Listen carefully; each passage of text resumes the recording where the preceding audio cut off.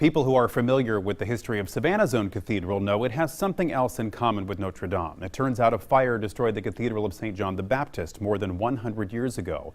News 3's Martin Staunton joins us live right now outside the sanctuary with a closer look at that history.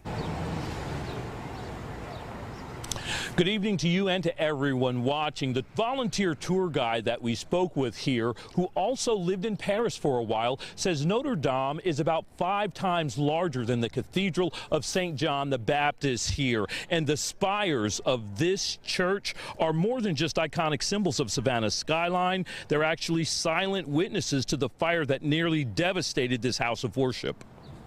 This is a look at the aftermath of the fire.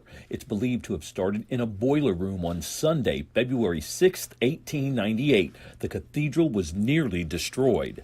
And there were, thank goodness, no people in the church, and the walls collapsed, the pillars collapsed, and everything was destroyed in the church except the main altar under which the fire had started and one window in the front chapel. The history of Savannah's cathedral fire rose top of mind for some historians here in the hostess city when news of Notre Dame's fire reached Savannah.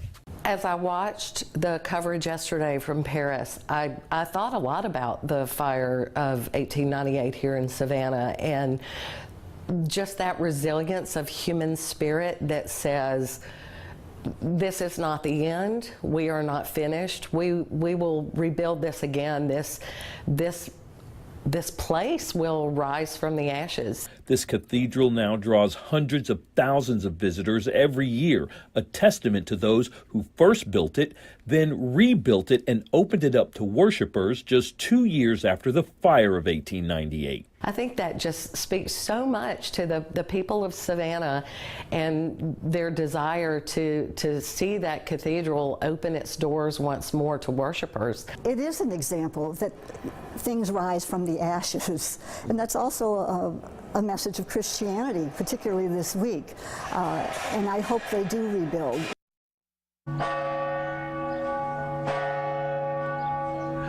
The bells here tolling, and the reality is that this cathedral was rebuilt after fire, and that fuels local hope that the folks over there with Notre Dame will also rise from the ashes like the Cathedral of St. John the Baptist. Reporting live in Savannah, I'm Martin Staunton, WSAV News 3.